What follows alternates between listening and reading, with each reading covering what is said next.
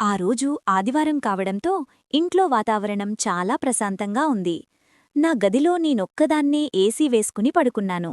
కాని నా మనసులో మాత్రం ఏదో తెలియని అలజడి. గత 2 రోజులుగా జిమ్కి వెళ్లడం వల్ల నా ఒళ్లంతా విపరీతమైన నొప్పులు. నా నడుము, కాళ్ళు, ముఖ్యంగా నా భుజాలు పట్టేసినట్టు ఉన్నాయి. నేను అటూ ఇటూ కదలడానికి కూడా చాలా ఇబ్బంది పడుతున్నాను. సరిగ్గా అప్పుడే నా తమ్ముడు మెల్లగా తలుపు తీసుకుని లోపలికి వచ్చాడు. వాడు తన వెనుక ఏదో పెద్ద వస్తువును దాచుకుంటున్నాడు. వాడు నా దగ్గరికి వచ్చి, అక్కా, నీకా సుఖం కావాలా? నేనిప్పుడే నీకదిస్తాను అన్నాడు. వాడలా అడగగానే నాకొక్కసారిగా షాక్ తగిలింది. ఏంట్రా నువ్వు మాట్లాడేది? పిచ్చిపట్టిందా? ఎవరైనా వింటే ఏమనుకుంటారు అని కోపంగా అన్నాను. కాని వాడు నవ్వుతూ, భయపడకక్కా, ఒక్కసారి అది నీకు తగిలితే ఆ కిక్కే వేరు, నువ్వు మళ్ళీ మళ్ళీ కావాలంటావు అని నా చెయ్యి పట్టుకుని తన వైపు లాక్కున్నాడు. వాడు తన చేతులతో నా భుజాలని, నా నడుముని గట్టిగా అదిమిపట్టుకున్నాడు. తన వేడి శ్వాస నా ముఖానికి తగులుతోంది. రేయ్, వదులు, నొప్పి పుడుతోంది అని నేను అరిచాను. కాని వాడు తన పట్టును అస్సలు సడలించలేదు. వాడు తన వెనుక నుండి ఒక పొడవాటి, నల్లటి రంగులో ఉండి చివరన గుండ్రంగా ఉన్న ఒక బరువైన వస్తువును బయటికి తీశాడు. అది చూడ్డానికి చాలా వింతగా, భయంకరంగా ఉంది. దీన్ని నీమీద పెట్టి గట్టిగా ఒత్తిడి చేస్తాను, అప్పుడు చూడు నీకు ఎలా ఉంటుందో అని వాడు నన్ను బెడ్డు మీద బోర్లా పడుకోమన్నాడు. నేను వణుకుతున్న మనస్సుతోనే పడుకున్నాను. వాడు నా డ్రెస్ని కొంచెం పక్కకి జరిపి నా చర్మాన్ని తడిమాడు. ఆ స్పర్శ తగలగానే నా ఒంట్లో ఒక రకమైన వణుకు మొదలయింది. వాడు ఆ వస్తువుని నా నడుము దగ్గర పెట్టాడు. రెడీనా అని అడిగాడు. నేను కళ్ళు గట్టిగా మూసుకున్నాను. ఒక్కసారిగా ఆ వస్తువు నుంచి ఒక వింతైన శబ్దం వచ్చింది. ఘర్ ఘర్ అని అది శబ్దం చేస్తూ నా ఒంటిమీద అదిరిపోవడం మొదలుపెట్టింది. అబ్బా, నొప్పి పెడుతోంది, వద్దురా అని గట్టిగా కేకవేశాను. వాడు మాత్రం ఆగడంలేదు. వాడు తన శక్తి అంతా ఉపయోగించి నా వెన్నెముక మీద, నా నడుము కండరాలమీద ఆ వస్తువుతో గట్టిగా అదిమిపడుతున్నాడు. వాడు ఆ వస్తువుతో నా ఒంటిమీద ఎక్కడ పడితే అక్కడ గట్టిగా నొక్కుతున్నాడు. అది నా లోపలి నరాల వరకూ వెళ్లి నన్ను కుదిపేస్తున్నట్టు అనిపిస్తోంది. ఇంకాస్త కిందకి, ఆ అక్కడ అని నాకే తెలియకుండా నా నోట్లోంచి శబ్దాలు వస్తున్నాయి. నా ముఖం ఎర్రగా మారిపోయింది. నా నుదిటిమీద చెమటలు పడుతున్నాయి. వాడు నవ్వుతూ, చెప్పాను కదా అక్కా, ఇది నీకు చాలా సుఖాన్నిస్తుందని అని ఇంకాస్త వేగం పెంచాడు. అలా గంటల కొద్దీ వాడు నన్ను ఆ వస్తువుతో హింసిస్తున్నట్టు అనిపించినా లోలోపల నాకు ఏదో తెలియని హాయి కలుగుతోంది. బిగుసుకుపోయిన నా కండరాలన్నీ మెల్లగా వదులవుతున్నాయి. వాడు తన వేళ్లతో నా చర్మాన్ని తడుముతూ ఎక్కడ నొప్పి ఎక్కువగా ఉందో కనిపెట్టి అక్కడ ఆ వస్తువుతో గట్టిగా కుడుతున్నాడు.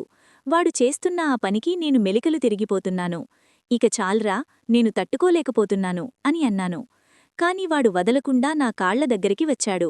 నా పిక్కలమీద, నా పాదాలమీద కూడా ఆ వస్తువుతో గట్టిగా మసాజ్ చేస్తున్నట్టు చేస్తున్నాడు. ఆ సమయంలో నాలో కలిగే ఆ ఫీలింగ్ వర్ణనాతీతం. నా ఒంట్లో ఉన్న అలసట అంతా మెల్లగా ఆ గదిలోనే ఆవిరైపోతోంది.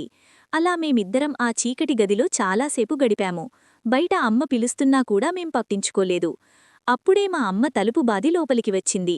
లైట్ వేసి చూస్తే ఏముందినా, నా తమ్ముడు మాత్రం అక్కడే ఉన్నాడు. వాడి కళ్లల్లో ఏదో తెలియని పంతం కనిపిస్తోంది. అక్కా, ఇది కేవలం శాంపిల్ మాత్రమే, అసలైన సుఖం ఇంకా ఉంది, అది నీకు ఇప్పుడే చూపిస్తాను అన్నాడు. నేను షాక్ అయ్యాను. రేయ్, చాల్రా బాబూ, ఇప్పటికే నా ఒళ్లంతా హూనమైపోయింది అని అన్నాను. కాని వాడు వినలేదు. మళ్లీ వచ్చి తలుపు గడియపెట్టాడు. నా గుండె వేగం పెరిగింది. వాడు తన బ్యాగ్లోంచి ఇంకొక వస్తువు తీశాడు.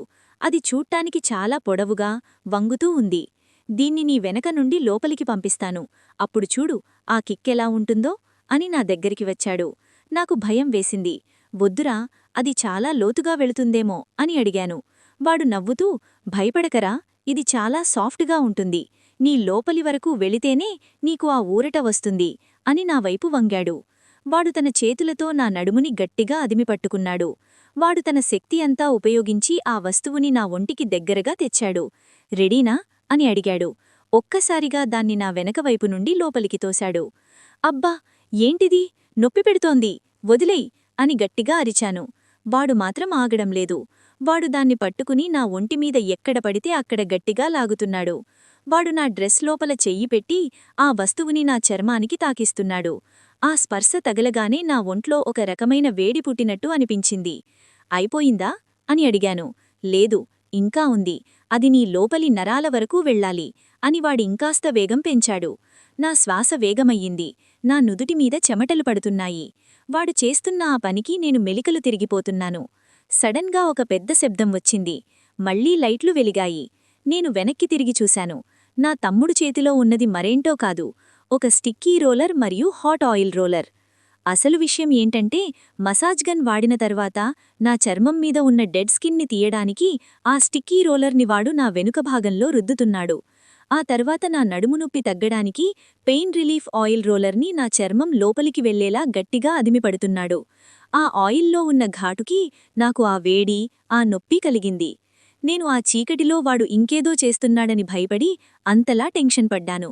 వాడు మాత్రం, చూశావా అక్కా, ఇప్పుడు నీకు ఎంత హాయిగా ఉందో అని నవ్వుతూ ఆ రోలర్ని పక్కన పడేశాడు. ఆ దెబ్బకి నా నొప్పులన్నీ మాయమైపోయి నేను నిజంగానే సుఖపడ్డాను. రిలీవ్డ్. అమ్మ వచ్చి, వీడు నీకు పెద్ద బ్యూటీ పార్లర్ సేవలు చేస్తున్నాడుగా అని నవ్వింది.